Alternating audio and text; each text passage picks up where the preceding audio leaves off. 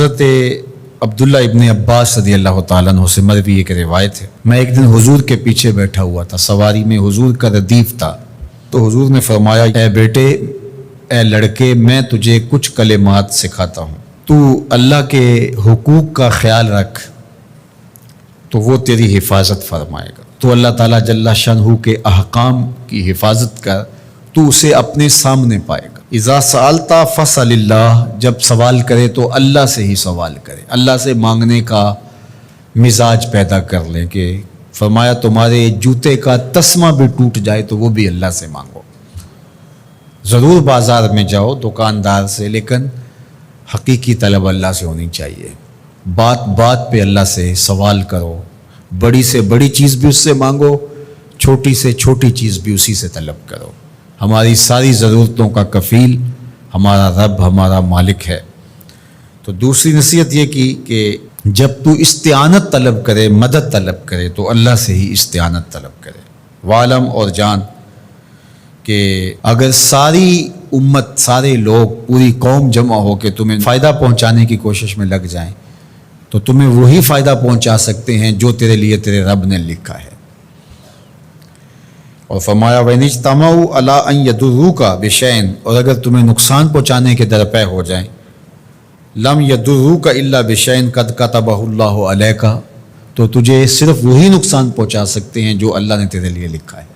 سارا زمانہ بھی مخالف ہو جائے، تیرا کچھ نہیں بگاڑ سکتا۔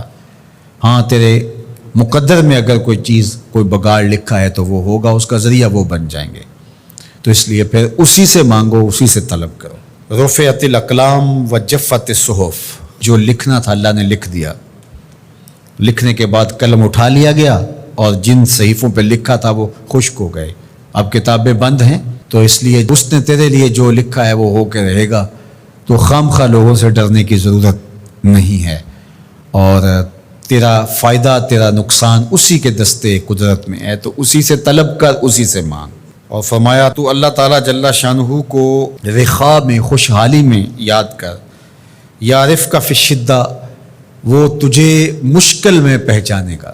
یعنی جو شخص خوشحالی کے دور میں اس کے پاس دولت ہے، صحت ہے، تو اللہ تعالیٰ کو فراموش نہیں کرتا، اللہ اس کی بدحالی کے زمانے میں اس کو فراموش نہیں کرتا۔ وعلم، اور جان، ان النصر مع الصبر، کہ جو مدد ہے وہ صبر کے ساتھ آتی ہے۔ وان الفرج مع الکرب، اور کشادگی جو ہے وہ مشکل کے ساتھ آتی ہے۔ وان مع العسر یسرا، اور سہولت جو ہے وہ مشقت برداشت کرنے کے بعد آتی ہے، تنگی کے بعد فراخی آتی ہے۔ پہلو مشکل پھر تمنا، پہلو کنڈا پھر پھول، شاید مگروں پہلو مکھیاں ڈس دیاں ڈنگ والیاں۔ تو یہ سب ہوتا ہے، مشکلات، تکلیفیں، آلام، مصائب، ان سب سے گزر کر کے آسانیاں آتی ہیں۔ خود حضور کی زندگی دیکھ لیجئے، مدنی زندگی مکی زندگی کے گزرنے کے بعد، طائف کے مراحل کو طے کرنے کے بعد آتی۔ تو ہم ڈائریکٹ اگر چاہیں مکی زندگی کو اختیار کیے بغیر اور طائف کی مشکلات اور سنگلاخ راستوں سے گزرے بغیر مدنی برکتیں حاصل کرنا، تو وہ نہیں پا سکتے۔ تو یہ اللہ تعالیٰ نے ایک نظام رکھا ہوا ہے۔